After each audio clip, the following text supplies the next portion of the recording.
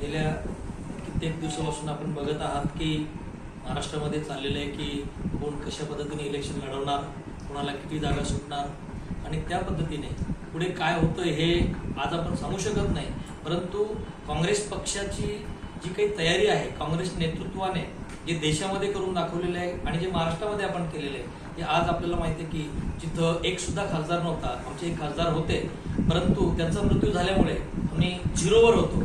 परंतु त्या झिरोवरून 13 खासदार निवडून आणण्याची किमया ह्या महाराष्ट्रातल्या काँग्रेसने केलेली आहे, काँग्रेसच्या कार्यकर्त्यांनी, काँग्रेसच्या नेत्यांनी केलेली आहे. आणि त्यामुळे एक उत्साह वाढलेला असल्याने जळगाव जिल्ह्यामध्ये सुद्धा आपण आपल्या जिल्हाध्यक्षांच्या नेतृत्वाखाली, जिल्हाध्यक्ष माननीय प्रदीपजी पवार साहेबांच्या नेतृत्वाखाली 11च्या 11 जागांवर आपण तयारी सुरू केलेली आहे.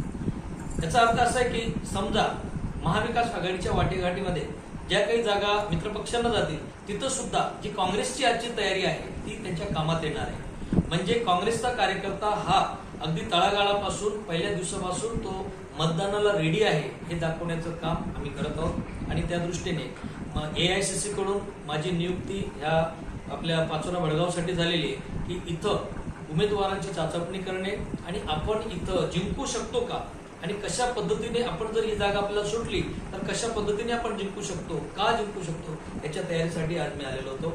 आणि जेव्हा मी बेळगावला मीटिंग घेतली, आता मी पाचोऱ्याला मीटिंग घेतली, कार्यकर्त्यांचा उत्साह बघितला आणि प्रत्येकाकडून जे काही जाणून घेतलं, सामाजिक गणित, मागचं गणित आणि गेल्या कित्येक वर्षापासून इथं काँग्रेसचा हा बालेकिल्ला राहिलेला मतदारसंघ आहे. त्यामुळे KM बापू असतील किंवा इतर सोमवंशी दादा असतील आणि त्यांचे जे आमचे जुने जे काही नेते होते त्यांनी ह्या तालुक्यासाठी केलेली कामं जुन्या पिढीला माहीत आहेत, परंतु नव्या पिढीला त्या गोष्टींचा विसर पडलेला आहे. वडील जेव्हा एखादं खोड लावतो, रोपटं लावतो, म्हणजे त्याची फळं हे मुलं चाकत असतात, त्याप्रमाणे काँग्रेसने ह्या तालुक्यासाठी, ह्या मतदारसंघासाठी खूप काही केलेलं आहे. जे काही धरणं आहेत, जे आपण हरित क्रांती जिथं आपल्या तालुक्यामध्ये बघतोय, जो विकास झालेला आहे तो काँग्रेसमुळे झालेला आहे. आणि गेल्या 10 वर्षापासून इथं जे काही आमदार इथं निवडून आलेले आहेत त्यांनी या तालुक्याचा कशा पद्धतीने ऱ्हास केलेला आहे, विकास ऱ्हास केलेला आहे हे आपल्याला दिसून येते. त्यामुळे या तालुक्याला पुन्हा भरभराटीस आणण्यासाठी काँग्रेस पक्षाने ह्या जागेवर दावा केलेला आहे. आणि जेव्हा आम्ही सामाजिक गणित बघितलं, लोकांमध्ये मी गेलो, वेगवेगळ्या कार्यकर्त्यांशी चर्चा केली आणि त्यानंतर असं दिसून आलं की इथं काँग्रेसची पकडी चांगली असून काँग्रेस ही जागा 100% जिंकू शकतो. त्यामुळे श्रेष्ठींकडे मी माझ्या अहवालामध्ये ही मागणी करणार आहे की ही जागा कोणत्याही परिस्थितीत भारतीय राष्ट्रीय काँग्रेस पक्षाला सुटावी की जेणेकरून आमच्यातले उमेदवार आम्ही निवडून आणू.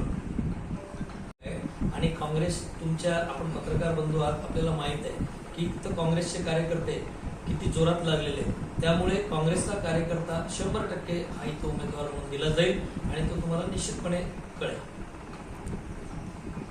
दादा, तुम्ही आता सांगितलं की पाचोरा मतदारसंघासाठी काँग्रेस आग्रही असणार आहे. पाचोरा आणि भडगाव तालुका मिळून हा एक मतदारसंघ आहे पाचोरा. तर भडगावमधून कोण इच्छुक आहे का काँग्रेसच्या? भडगावमधून पण इच्छुक आहेत, पाचोऱ्यामधून पण इच्छुक आहेत. आणखी 2-3 नाव आमच्याकडे आलेले आहेत. परंतु आम्ही जी नावं आहेत सगळी नावं आम्ही वरती पाठवू आणि त्यांच्यामधून मेरिटच्या बेसिसवर चर्चा केल्यानंतर श्रेष्ठ तो निर्णय घेतील.